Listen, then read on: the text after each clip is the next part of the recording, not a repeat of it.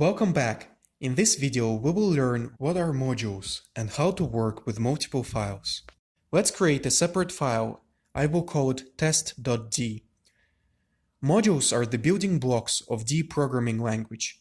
Every source file is a module, and the name of the file is the name of the module by default. However, it is also possible to explicitly declare a module using module keyword.